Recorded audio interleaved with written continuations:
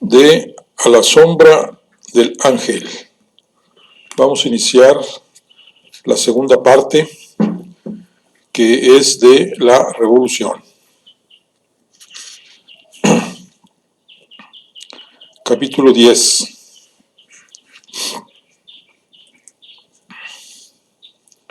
Michigan, junio de 1910.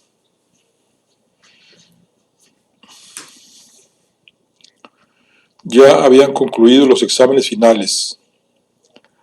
A medida que el sol comenzaba su lenta caída a través de la angosta península en el lago superior, un viento que aún llevaba consigo una leve sugerencia universal barrió los altos pinos del norte que rodeaban el campus de la Escuela de Minas de Auburn, en la fraternidad Sigma Rho.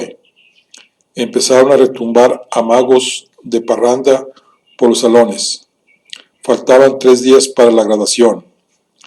Albert Blake se dejó caer sobre la cama, apartó un mechón de cabellos rubios y lacios y flexionó metódicamente los hombros, estiró las musculosas piernas y apretó su espalda muy derecha sobre el duro colchón. El macheteo se había convertido en un modo de vida desde su regreso a México, aquel viaje de investigación no autorizado que tanto había inquietado a su familia. Pues bien, su padre no podía echarle en cara haber perdido el tiempo. Se graduaría con honores.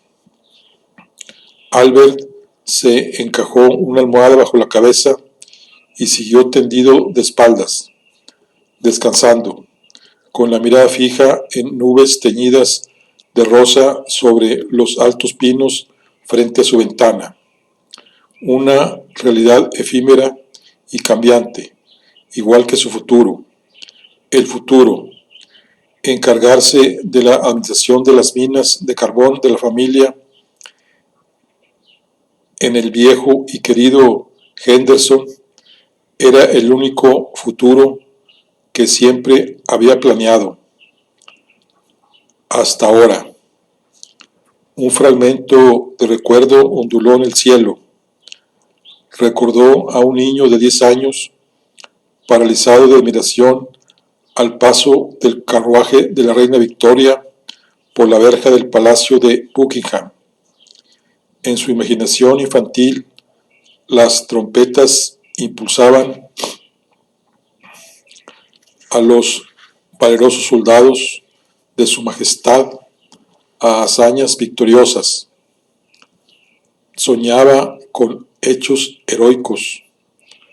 Transportado por Genti a Pretoria, Jartú, La Pampa, a la India, con Clive. Y entonces la realidad. Recordaba la cubierta mojada del barco en que llegó a América aquel año en que cumplió 10, el año de principios de siglo. En América, sus sueños de imperio habían sufrido un golpe catastrófico. El salvaje oeste y los vaqueros suplantaron a capitanes valientes, y Kim no estaba en la India de Kippy Lin, sino que ese era el nombre del muchacho negro que le enseñó a lanzar canicas en línea recta. Había resultado desastroso enterarse de que Jesucristo no era inglés y de que él, Albert, era menospreciado por ignorante. Narices sangrantes, al salir de la escuela, aceleraron la metamorfosis, contribuyendo a cambiar su acento inglés por el acento sureño. Los ojos azules de Albert seguían fijos en el cielo, que se oscurecía lentamente. El viaje a México, manipulado por sus compañeros de dormitorio, Raúl y Julio Madero, había traído nuevamente a la superficie los antiguos ensueños. La sacudida impuesta a sus propios sentidos los había despertado. En México parecía que el cielo fuera más azul, las estrellas más brillantes. Ahí los cactus crecían junto a los pinos. Todo se presentaba en fuertes contrastes.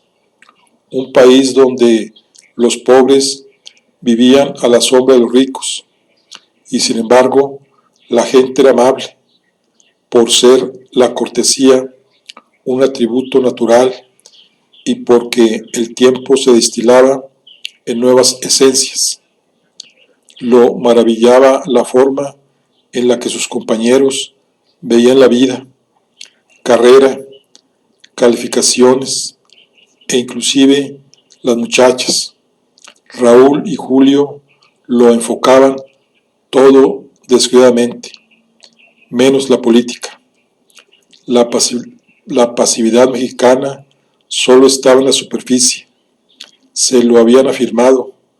Podría estallar en cualquier momento. La política se había convertido en obsesión desde que su hermano mayor, Francisco, había implicado a su numerosa y acaudalada familia en sus planes de reforma política. En sus cartas, Francisco, a quien los muchachos llamaban afectuosamente Pancho, había enumerado críticas feroces contra el viejo dictador, acusándolo de convertir la Constitución en prosa muerta y de permitir que engatusaran al pobre peón para mantenerlo casi esclavo. Durante 3 años de estrecha asociación en la escuela, escuchando historias de una agitación creciente en México, Albert había llegado a compartir las angustias que agobiaban a sus condiscípulos. Navegando por el lago superior en una balandra, le habían explicado los sueños de Pancho. Justicia para todos, gritaban al viento. Los problemas de México se inflamaban sobre salchichas salpicadas de arena. Había aprendido a cantar Mariquita Linda, que Julio acompañaba con la guitarra. México había formado parte de su currículum.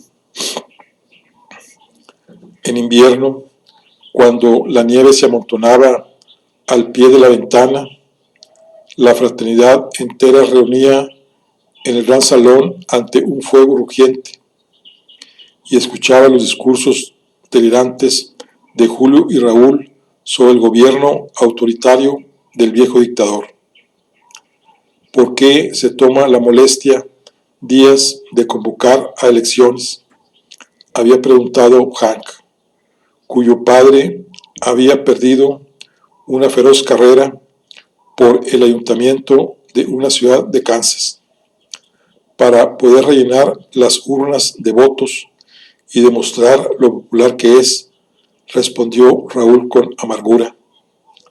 No puede el Congreso imponer elecciones libres.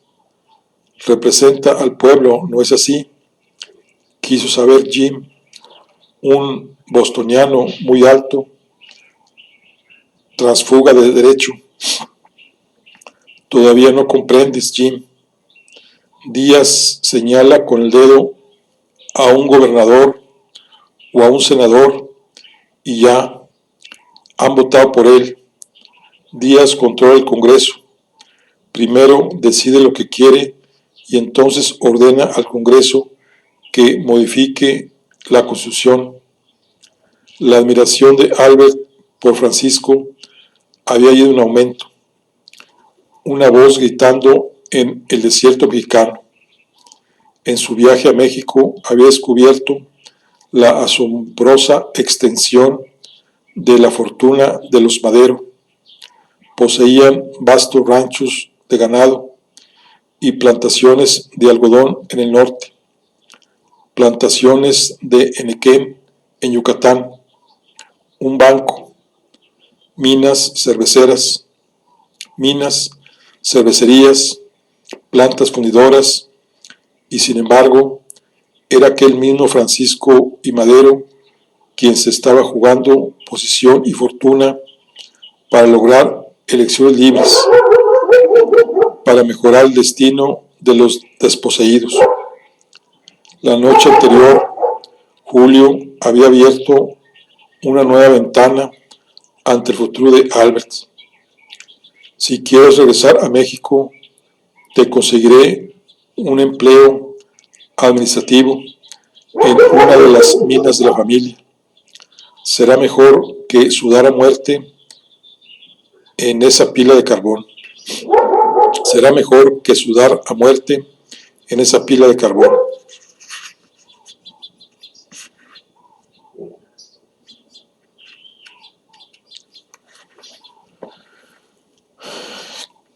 Como una astilla que puede sentirse sin llegar a dar con ella, el ofrecimiento había estado aguijoneando la conciencia de Albert el día entero. Involuntariamente las mandíbulas se le contrajeron de solo pensar enfrentarse a su padre, ignorar una obligación familiar para irse a ese país bárbaro. Adoradores de ídolos. Así llamaba su madre a los católicos. La secta protestante fundamentalista a la que pertenecían sus padres prohibía beber, fumar, bailar y jugar a la baraja por ser estos pecados cardinales. Los mexicanos eran de otro planeta. Albert se sentó. Maldición. Solo tenía 20 años. Era demasiado joven para agostarse en las minas de carbón de Kentucky. Oye, Blair, ¿qué demonios estás haciendo ahí? Ven a echarte una partida con nosotros. Big Red, un ex leñador, llenaba el vano de la puerta.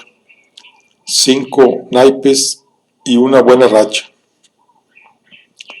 De mala gana, Albert se dejó atraer a la habitación vecina, llena de humo, donde le pusieron en la mano un tarro espumoso. Bebió 2 cervezas más antes de terminar el juego y embolsarse $4.25. Óyeme, ahora no puedes marcharte. ¿Quién dice? Contestó Alberto con una sonrisa imprudente y se fue por la puerta.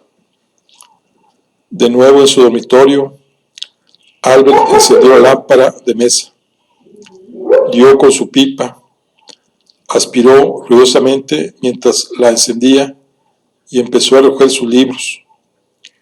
Una mina en México. México. La puerta se abrió bruscamente. Julio se quitó la chamarra y la arrojó sobre la cama. Traía los ojos muy abiertos, el cutis quemado por el sol, y él mismo se mostraba lleno de una urgencia visible. Fue al armario y sacó una maleta vacía. Acabamos de recibir un telegrama, anunció. ¿Puede uno renunciar a la toga y el birrete? Acostumbrado a los arrebatos de Julio, Albert preguntó, ¿y qué tiene que ver el telegrama con tu toga y tu birrete? ¿Dónde está Raúl? Tenemos que salir para México. ¿Y dónde está mi guitarra? Y empezó a buscar dentro del armario. Despacio, mexicano, dijo Albert. Eres demasiado impetuoso. Tienes razón, Yankee. Y Julio se sentó en un taburete metálico, uniendo las manos entre las rodillas. No sería justo para mi padre y mi abuelo que no llevara a casa un pergamino. Albert se sentó en el borde de la cama. Los ojos morenos frente a él estaban muy serios. Probablemente habría caído enfermo alguno de sus dos hermanos o hermanas. Eran una familia muy unida y lo que afectaba a uno los afectaba a todos. ¿Qué dice el telegrama? Pancho está en la cárcel. ¿Qué? Yo creía que estaba haciendo campaña en el norte. Díaz lo acusó de incitar a la rebelión en Monterrey. Está en la penitenciaría de San Luis Potosí. Es un atropello. Dime, con todas las relaciones de tu familia, no pueden mantenerlo preso. Julio soltó una carcajada melodramática. Todavía no entiendes. Nos estamos enfrentando a un dictador respaldado por Estados Unidos, que tiene todo el poder en sus manos. A menos que permita la existencia de la oposición o que se vea obligado a tolerarla, la aplastará. ¿Crees que puede estallar la revolución? Un músculo se crispó en la quijada de Julio mientras se apretaban los nudillos. Ya sabes que Pancho es pacifista, odia la violencia, pero odia todavía más la injusticia. Albert sintió que había dolor en aquellas palabras. Palmeó el hombro de Julio. Pero te quedas para la graduación, ¿me oyes? Si tu hermano está en la cárcel, 3 días más o menos, no cambiará nada. Ven conmigo al otro cuarto y démosle una paliza a esos bandoleros. Acabo de darles cátedra de póker. Menuda racha.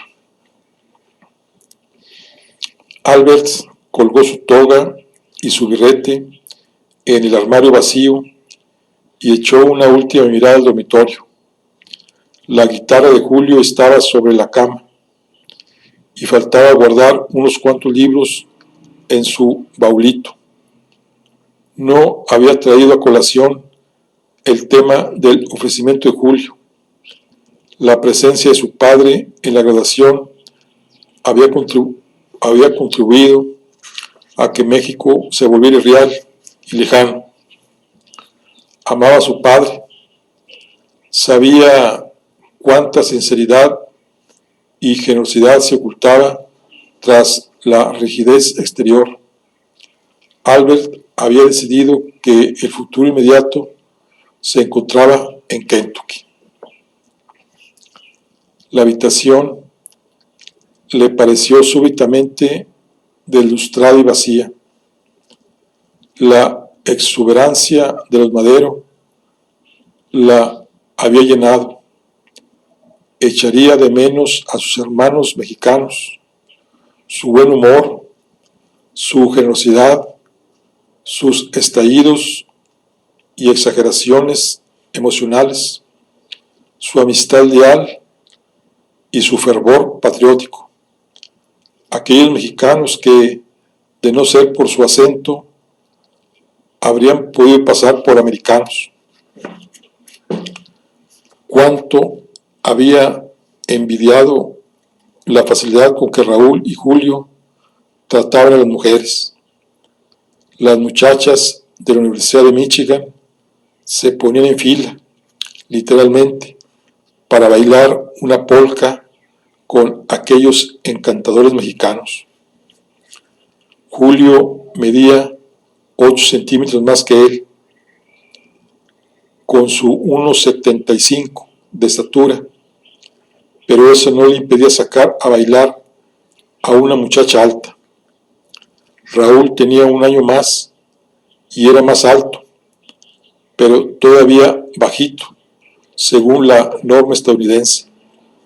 Pues bien, ninguno de los dos se mostraba inhibido por su baja estatura, rasgo que afectaba mucho a Albert, quien había aspirado siempre a alcanzar el 1,83 de estatura de su padre. sin lograrlo. ¿Sigues empacando?, preguntó Julio al entrar en la habitación. Tu familia está esperando abajo, en el vestíbulo. Ya lo sé. Albert cerró el candado del baulito y se volvió hacia la ventana. Tragó saliva. Había que despedirse. Mira, Julio, ya sé que estás preocupado por Francisco y que mientras esté en la cárcel todo parece perdido, pero la gente votará por él sin importar dónde esté.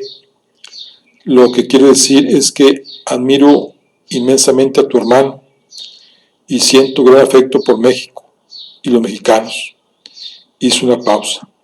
Escucha, si algo sucediera, por ejemplo, una revolución, quiero ayudar. Lo digo de veras. Mándame un telegrama. Julio miró a su compañero de cuarto y sonrió con picardía.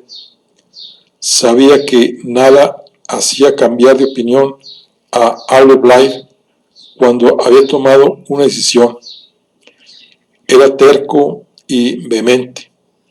Puedes estar seguro de que si estalla la revolución, te avisaremos. Y quiero saber lo que está pasando, dijo Albert.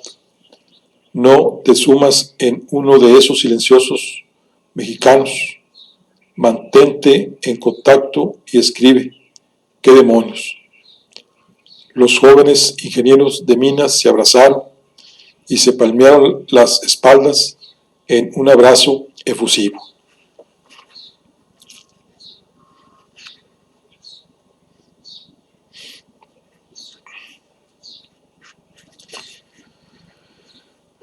En Henderson, el verano fue caluroso y monótono.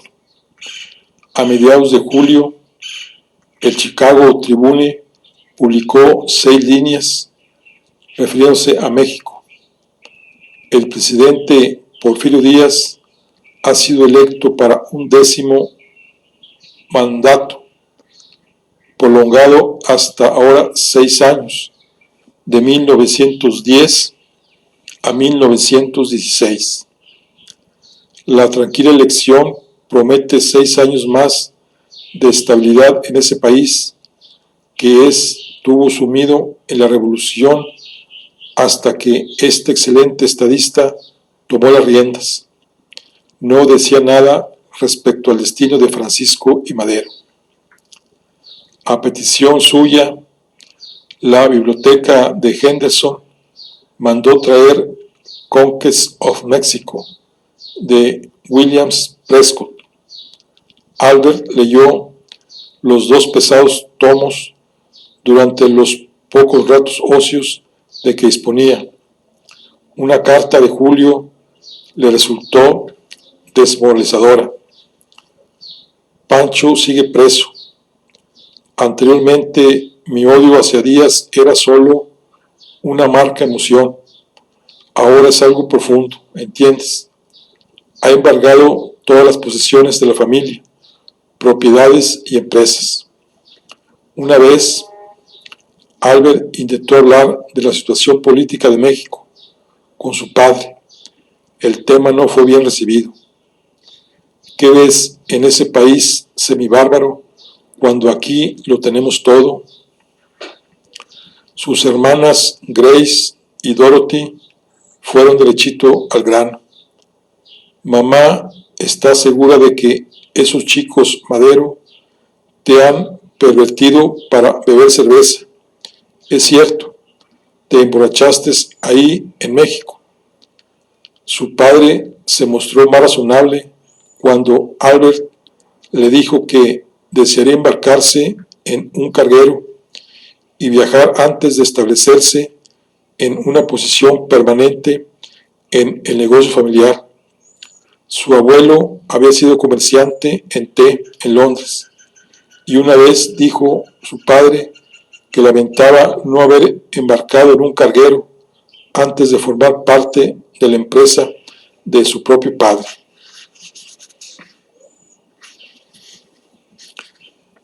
El patriarca de rostro severo atribuyó la naturaleza inquieta de su hijo mayor al espíritu independiente de la juventud. 1 año a bordo de un carguero debía ser suficiente para ver mundo y regresar a Henderson. Las tupidas cejas se juntaron en una seria contemplación. Por supuesto, eso sería casi exclusivamente a expensas tuyas. Grace ingresa este año en la escuela de enfermeras. Albert subió la barbilla. Por supuesto. Se lo agradezco, señor. Ya estoy investigando acerca de empleos de ingeniero. En octubre, Albert estaba trabajando en un puente de Vancouver, en la Columbia Británica, Canadá. La mesa del pequeño restaurante se tambaleaba. Albert prendió un cigarrillo y metió el fósforo de madera bajo la pata coja. Había pasado 6 semanas solitarias, excesivamente mojadas, en Vancouver, y empezaba ya a sentir el frío del invierno. Comió un bocado de pastel de cereza caliente y se puso a volver las hojas del periódico que tenía junto al plato. De repente, su atención fue atraída por el encabezado de una página interior: Masacre en México. Se apresuró tanto en doblar la hoja que derramó su café y tuvo que empapar el líquido oscuro con la servilleta, abriendo un agujero en el diario. Alguien de nombre Aquiles Cerdán había sido muerto el 18 de noviembre en una ciudad llamada Puebla. El hombre había proyectado atacar un cuartel federal en respuesta al llamado a la rebelión armada lanzado por Francisco I. Madero. Había estallado la revolución. Las siguientes líneas apenas eran legibles, pero sacó en conclusión que Madero había enviado una declaración desde su celda en la cárcel de San Luis Potosí, una declaración incitando a la nación a sublevarse contra el dictador el día 20 de noviembre. Escrita el 5 de octubre, terminaba manifestando: hice todo lo posible por llegar a un acuerdo. Inclusive estaba dispuesto a retirar mi candidatura si el general Díaz permitía que la nación escogiera por lo menos a un vicepresidente para sucederle. Pero dominado por un orgullo incomprensible y prestando oídos sordos a la nación, prefiero provocar una revolución. Era claramente un llamamiento a las armas. Por lo visto, Madero había huido de la cárcel a bordo de un tren del norte y escondido en un vagón de carga. Atravesó la frontera en Texas y estableció su cuartel general en el exilio en San Antonio. San Antonio. Las mejillas de Albert enrojecieron de excitación. Se había detenido en San Antonio con Julio y Raúl durante su viaje a la Ciudad de México.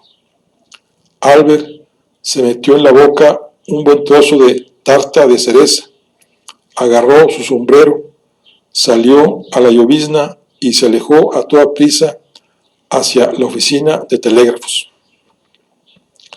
Leído de Cerdán: viva Madero, infórmame situación, reuniré contigo San Antonio cuando lance señal. Albert. En el camino de regreso hacia la casa de huéspedes, Alberto se detuvo ante la vitrina de una librería. Inclinado contra un atlas mundial, había un bello portafolio de cuero con el título de Jornal en letras doradas, obedeciendo a un impulso, entró y se gastó lo de toda una semana de comidas en el cuaderno bellamente curtido y fileteado.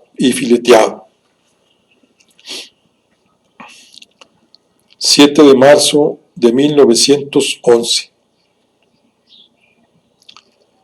Esto es lo primero que escribo en este diario, y lo hago en un vagón de segunda del Great Northern Railway, a unas 2 horas de Seattle y rumbo a Los Ángeles. Desde ahí atravesaré el desierto de Mojave y después las grandes llanuras del suroeste hasta San Antonio. Salí de Vancouver a las 8 de la mañana, al día siguiente de mi cumpleaños número 21, momento adecuado para que un hombre lleve a la práctica lo que haya decidido. Al dejar los rudos, fríos y vientos del norte en mi viaje hacia el sur, tengo conciencia de haber experimentado un cambio, como si el aire que respiro fuera más ligero, como si tuviera 3 pulgadas más de estatura. Me siento como el capitán de mi propio destino. He tomado la decisión de unirme a la Revolución Mexicana. Telegrafié a Julio Madero al enterarme de que su hermano había lanzado un llamamiento a las armas el 20 de noviembre, pero al parecer las revoluciones tardan mucho en ponerse en marcha. Madero cruzó la frontera con sus soldados rebeldes el 13 de febrero y el 14 me llegó el telegrama de Julio. Aviso lanzado. Telegrafía llegada. Traigo conmigo hasta el último centavo que poseo. Afortunadamente son más de $800. Tengo que confesar que $79 con 35 representan mis ganancias en el póker mientras estuve en Houghton. Mi padre me envió 200 como regalo de Navidad. Es más que generoso, pues él pensaba que iba a embarcarme para viajar alrededor del mundo. Lo demás lo he ahorrado de mis ganancias viviendo muy frugalmente. Aquí declaro que yo, y solo yo, he decidido combatir en pro de esta justa causa, y este diario será testimonio fiel de esa experiencia. ¡Viva México! Una vaharada de aire caliente recorrió el pasillo del coche de segunda cuando el conductor metió la cabeza y gritó: ¡San Antonio! ¡San Antonio! Albert consultó su reloj. Eran las 7:30 de la mañana. Quitó un poco de polvo de la ventanilla y miró hacia el andén cuando el tren entraba en la estación. Julio. Albert agarró su maleta y su sombrero y saltó del tren en marcha. Los excondiscípulos fueron al encuentro, uno de otro, y se dieron grandes palmadas en las espaldas. Albert sintió músculos nuevos y duros en las palmadas y vio que las botas tejanas le hacían parecer más alto a Julio. Has venido, Julio. Gracias. ¿Dónde está Raúl? Del otro lado, combatiendo con Villa. Pancho Villa, por supuesto. Compré The Examiner en Los Ángeles y decía que Francisco fue herido en un lugar llamado Casas Grandes. Decía que había mostrado verdaderas cualidades de líder y valor en la batalla, que siguió peleando, ¿Qué más has oído? Está bien, casi restablecido. Nos trajeron la noticia por mensajero anoche. Villa los está destrozando ahora y señalando la maleta. Es lo único que traes. Me pareció que lo único que voy a necesitar son unos calzones y un par de camisas. ¿Por qué no vienes de uniforme? No lo llevamos puestos en San Antonio. Estamos en Estados Unidos. Yankees, sonrió. Yo creía que San Antonio era una rosa cortada del jardín de tu familia, dijo Albert en broma y alzó la maleta. Bueno, me presento en el cuartel general o me voy directamente al campo de entrenamiento. Oye, Julio, tengo que confesarte la verdad. Nunca he disparado un arma, agregó con algo de vergüenza. Julio soltó la carcajada. En este ejército, balas y uniformes cuestan caros. Si quieres practicar tiro al blanco, tendrás que hacerlo por tu cuenta, fuera de la ciudad y detrás de algunos mezquites donde no te oigan los de la policía. Vamos, podremos hablar en el hotel. San Antonio puede encontrarse en los Estados Unidos, pero el hotel Hutchins parecía estar en México, pensó Albert. A la hora del desayuno, el comedor era un babel de español. Servían salsa mexicana a base de chile y tortillas con los huevos.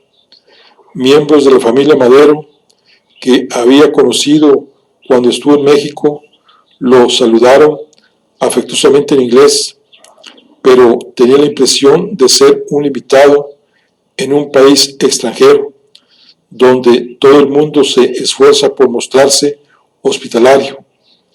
Lo presentaron a tías, tíos, primos y primas, parientes políticos y amigos que se habían afiliado a la revolución.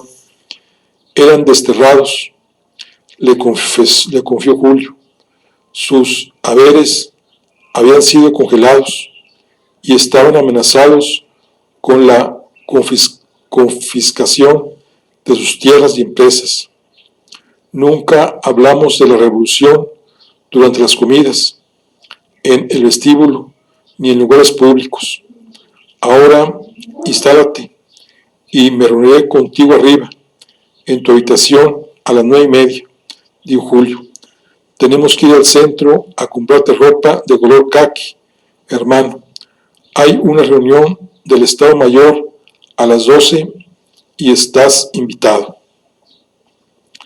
Albert examinó su rostro en el diminuto espejo que colgaba por encima del lavabo rajado, pero limpio de su habitación. Era un rostro ordinario, cabello rubio, ojos azules, la nariz algo ancha. No era un rostro desagradable, pero tampoco tenía nada que lo distinguiera como revolucionario. Volvió a mirar, entonces comprendió que debía dejarse crecer el bigote.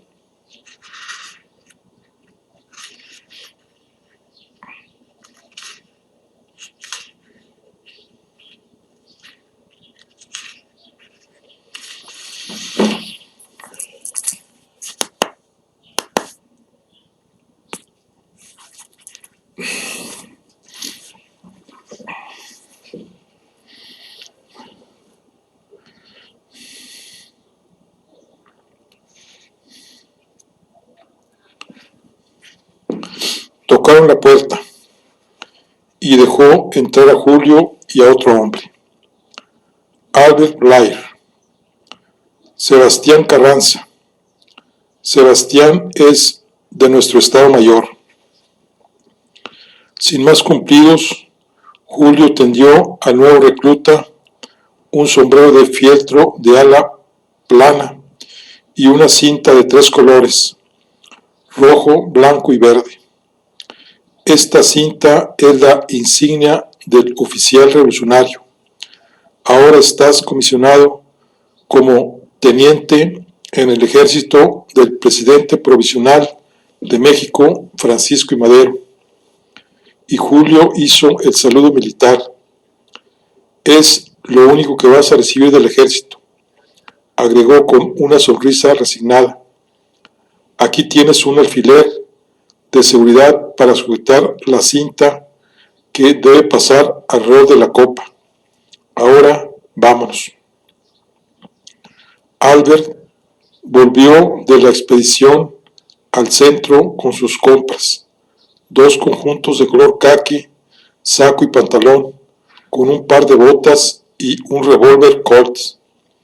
Además, había adquirido una funda repujada y un cinturón para el dinero. Total de gastos, $80 con 37 centavos. Julio se puso al corriente mientras se dirigían a un saloncito. Julio lo puso al corriente mientras se dirigían a un saloncito privado donde se reunía el Estado Mayor. Te he recomendado para un puesto en el Estado Mayor, pero tendrás que ser aprobado por el general Carranza. Sugerí que un yanqui sureño de cabeza dura podría ser útil y ha dicho que te lleve. Por el momento somos 3. Sebastián, que es sobrino del general Jesús Hernández, y yo. Julio se dio cuenta de que Albert había reaccionado y le dijo que encontraría a muchos Jesuses en México. Pero si no quieres sentirte blasfemo, puedes llamarme Chucho, ¿ok? Algunos antecedentes acerca del general es norteño, de Coahuila, del mismo estado que nosotros. Es un veterano de la política. Fue senador bajo Díaz. ¿Quieres decir uno de esos que Díaz señalaba con el dedo? Interrumpió Albert. Exactamente. Julio explicó que Carranza ambicionaba una gobernatura, pero que se había separado Díaz cuando el viejo dictador faltó a su promesa y no permitió que fuera electo un vicepresidente. Al llamar Francisco a las armas, Carranza se unió a nosotros. Es el miembro principal de esta junta. ¿Cuándo pasaremos al otro lado? Cuando dé la orden Carranza. Dice que nos tiene reserva. Todos ansiamos que empiece a moverse. El general era un caballero alto con mucha presencia, una larga barba blanca y anteojos oscuros. Apretó firmemente la mano de Albert y le señaló un asiento. Todos ocuparon sus lugares alrededor de una mesa en cuyo centro estaba extendido un mapa de México. Albert se dio cuenta de que la mirada del general estaba fija en él, mientras Julio traducía en voz baja. A veces captaba lo esencial, pero un tiro graneado de español hacía que el Spanish in 20 Legion de Cortina le resultara tan inútil como un manual de chino. El general marcó un punto rojo para identificar el campamento de Villa cerca de la ciudad de Chihuahua y el campamento de un tal Pascual Orozco cerca de allá. Albert escribió una lista de nombres para aprendérselos. Líderes rebeldes surgían por todas partes. La reunión se disolvió al cabo de una hora y Albert se dirigió al comedor en compañía de Chucho y Sebastián. Julio se les unió antes de que sirvieran la sopa de frijoles y golpeó suavemente el pecho de Albert. Ya la hiciste. El general Carranza te ha juzgado sensato. tiene que haber adivinado que eres un escocés taciturno y empecinado, a pesar de tu dulce acento sureño. Mi hermana Ángela está sentada ahí al lado. Hace señas, ¿la ves? Ha dicho que vayas con ella después de la comida y te dará una clase de español. Sentado en el borde de la tina, Albert se daba un baño de pies para oír a Ángela Madero al piano. Abajo, donde un grupo se había reunido después de la cena para cantar, agitó sus pies doloridos en el agua caliente y trató de entender los sucesos del día. Reconoció que las revoluciones proporcionan unos socios inesperados. Los tenientes clave de Madero era un mulero, el tal Orozco, un bandido, Pancho Villa, y un peligroso aventurero llamado Zapata, que estaba asolando las ricas haciendas en el estado meridional de Morelos, donde estarían los mexicanos cultos de que tanto hablaba Julio y Raúl durante aquellas noches nevadas de Houghton. Fue la chusma la que peleó en la Revolución Americana, y Madero gozaba del respaldo de un clan fuerte y acaudalado. Lo importante era que la llama prendida por Madero se había convertido ya en un incendio de la pradera.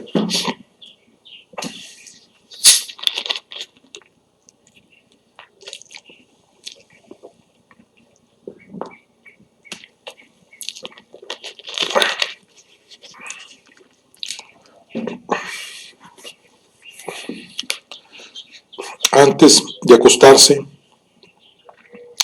Albert escribió en su diario: he llegado a San Antonio a las 7:30 de la mañana. He sido nombrado teniente del Ejército Revolucionario a las 9:30 y a mediodía he sido asignado al Estado Mayor del general Carranza. Durante el desayuno, un caballero que Albert reconoció llegó del vestíbulo y susurró algo al oído del mayor de los Madero. La consternación se pintó en aquel rostro patricio y se entabló una discusión rápida en español. Julio se fue corriendo y volvió. Nuestro banco de Monterrey ha cerrado, dijo, con la ira matizando cada palabra. Díaz está haciendo todo lo posible para destrozarnos financieramente. Sabe que Francisco necesita con desesperación armas y municiones. Alberto dejó a Julio ocupado en cuestiones familiares y se dirigió a su habitación. Un joven a quien había conocido el día anterior lo detuvo en el vestíbulo. Tú eres Blero, amigo de Julio, preguntó con un acento terrible. Un bigote intentaba disimular su corta edad y unos ojos claros se fijaron en los de Albert a su mismo nivel. Sí, estoy en el Estado Mayor del general Carranza, respondió Alberto muy erguido. Juan Andreu Almazán, dijo el joven y le tendió la mano. ¿Andreu? Preguntó Albert.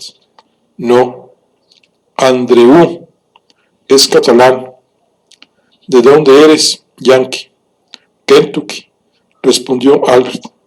¿Y por qué eres voluntario?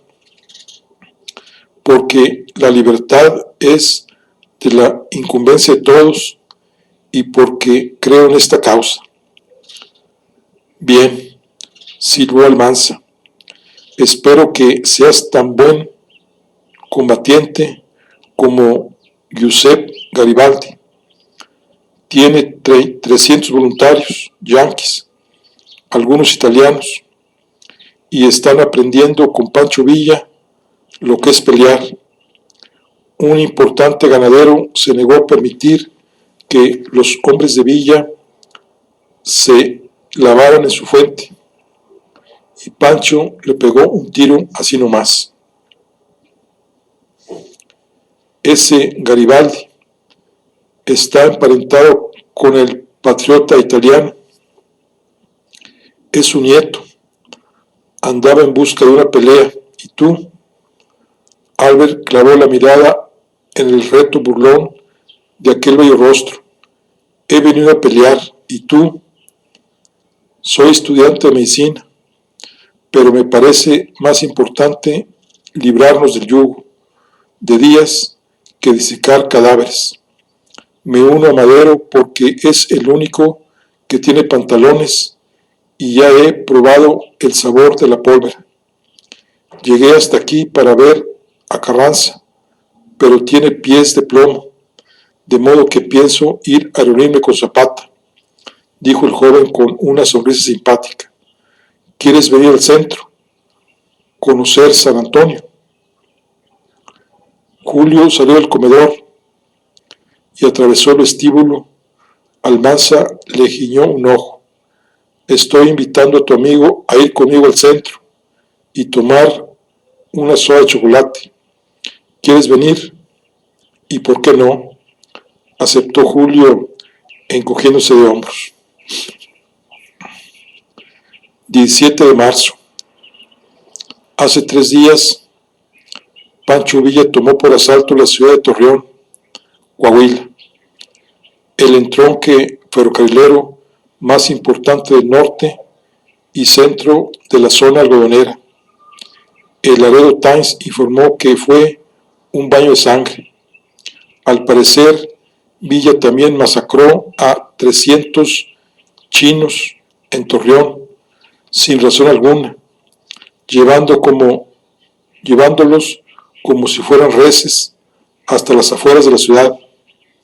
Pregunté qué estaban haciendo tantos chinos en Torreón y me explicaron que eran descendientes de los colis que había importado de China a Estados Unidos para trabajar en el ferrocarril Unión Pacific. Muchos fueron llegando al norte de México.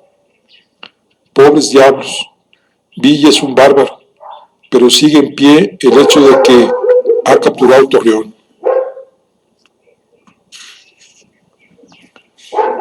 ...21 de marzo...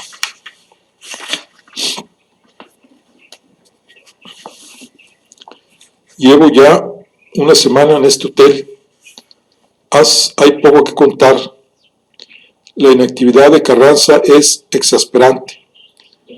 Estallan furiosas batallas sangrientas como una serie de cohetes en los estados norteños, y aquí estamos sentados en reuniones de Estado Mayor que no tienen sentido, señalando en el mapa los puntos en que se libraron las batallas.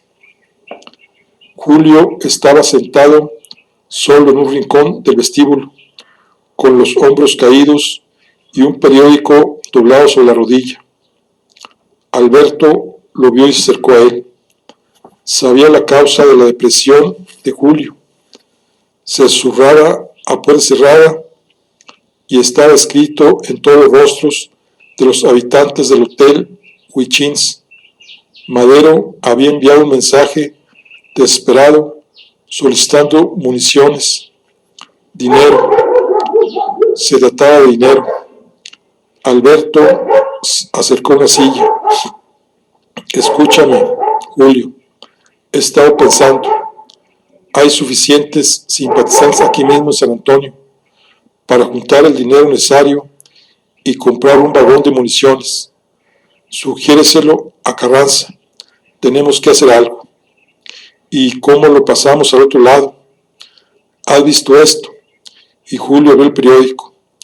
Taft está reuniendo más soldados estadounidenses a lo largo de la frontera desde Brownsville hasta El Paso. Poderosos ganaderos claman ante sus congresistas que necesitan protección. Nuestra mejor esperanza es mi hermano Gustavo, lleva una semana en Nueva York tratando de obtener un préstamo. Albert sabía también que el dinero de Madero había comprado armas, que el dinero de Madero había equipado y pagado a los soldados, de que cada peñique de la fortuna personal de Madero había financiado aquella revolución y que su hermano Gustavo había convertido en dinero constante y sonante todo lo que poseía. No se sabe nada todavía de Gustavo, nada. Los banqueros no tienen fe en las causas justas, observó sombríamente Julio. Vámonos, te invito a una copa. Voy al Buckhorst Salón a ver qué rumores puede captar un paisano. No, gracias. Le dije a mi padre que iría con él hasta la oficina de telégrafos. Albert plantó la bota en la barra de latón, pidió un whisky y echó una mirada por la cantina. Reconoció a un oficial del ejército estadounidense, un tipo de cabello corto y cuello de toro que se encontraba estacionado en el fuerte San Justo. El capitán Harris, ¿cierto? Sí. Albert Blair. Es un ingeniero de Kentucky, ¿verdad? Siéntese. Después de unas cuantas palabras corteses, Albert empezó su interrogatorio. ¿Qué se cuenta en el fuerte Sam?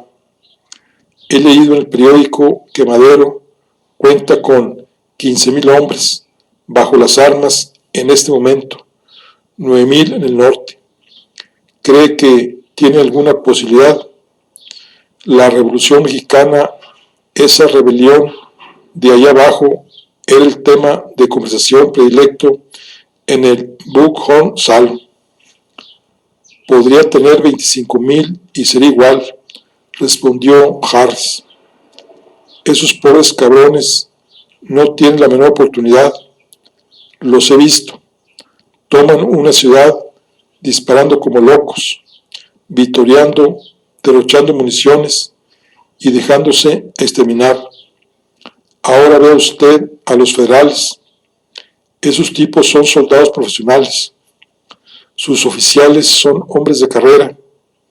Han estudiado en las mejores academias militares de Europa.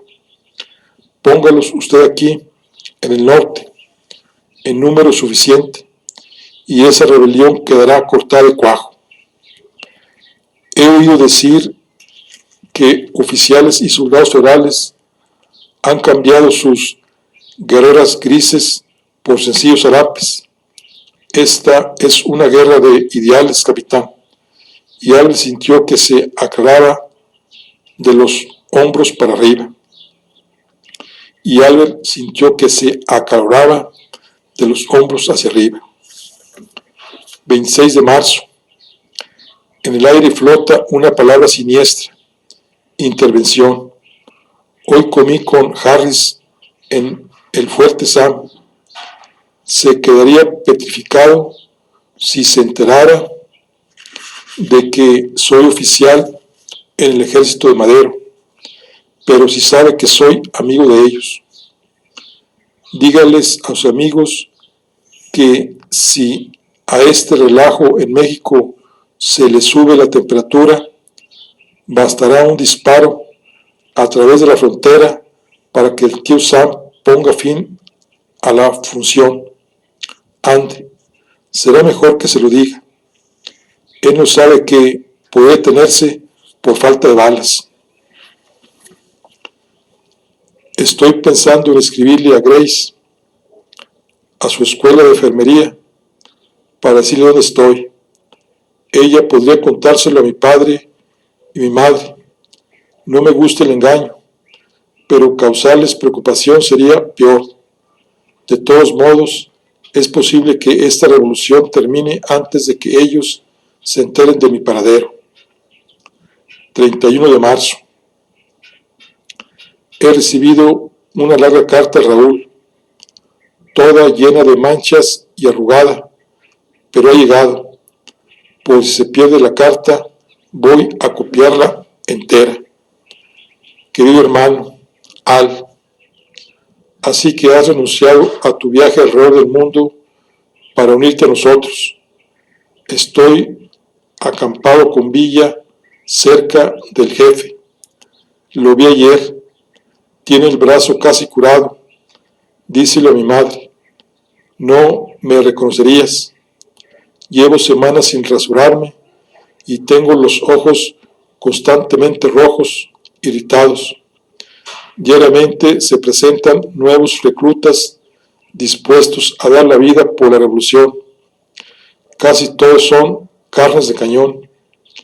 Este no es un campo de entrenamiento, pero siguen llegando. Perdemos de 2 a 300 hombres y entonces el ejército recibe nuevos voluntarios que tratan de salirse de las trigales. Los soldados de Villa no han cesado de combatir desde diciembre, con una taza de frijoles aguados en la barriga y un zarape que les evite congelarse por la noche. No sabías que podía nevar en Chihuahua. Sigue haciendo mucho frío. Orozco es un veterano de las guerrillas. Aprendió todas las mañas persiguiendo bandoleros cuando transportaba plata y plomo aurífero desde las minas de Chihuahua. Tienes que haberte enterado de que Villa pasó 16 años huyendo de los federales y los rurales que le pisaron los talones. El jefe lo ha indultado de todos los crímenes y es un oficial condenadamente leal, un tácito astuto sin un solo pelo de cobarde. Ahora tenemos a los federales bailando en un pie.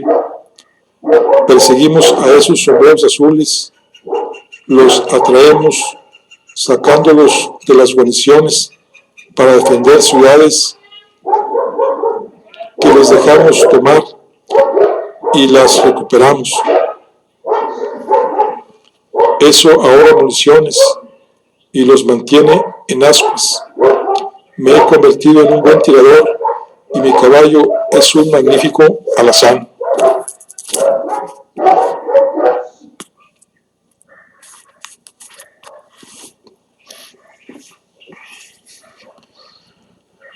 Te cuento todo esto para que sepas que no se parece nada a un desfile de los regimientos de la Reina Victoria.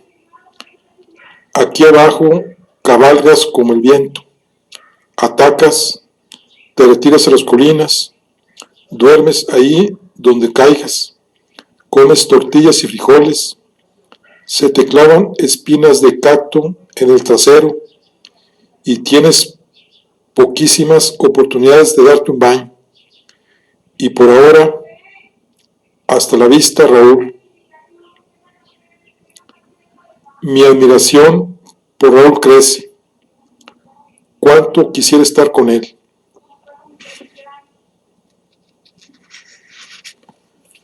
Primero de abril. Esta noche he conocido a un abogado que se llama José Vasconcelos y que ha venido para conferenciar con la Junta. Él y un médico llamado Vázquez Gómez andan cabildeando en Washington para que se reconozca a Madero y le preste apoyo al gobierno de Estados Unidos. Cuanto más estudio la historia de México, más evidente me resulta que Estados Unidos siempre ha interferido en la política mexicana, con una modalidad política basada en porte bien o temor al tapete. Recuerdo que Raúl solía decir que cuando el tío Sam estornuda, a México le da pulmonía. Pues bien, gracias a Dios que la causa de Madero empieza a encontrar apoyo, con tal de que aguante. Un fuerte golpe en la puerta interrumpió las anotaciones de Albert en su diario. Julio abrió la puerta gritando: Ponte los pantalones, que estamos celebrando abajo. Gustavo ha conseguido el préstamo. Bueno, aquí concluimos la charla del día de hoy. Nos vemos en la siguiente. Hasta luego.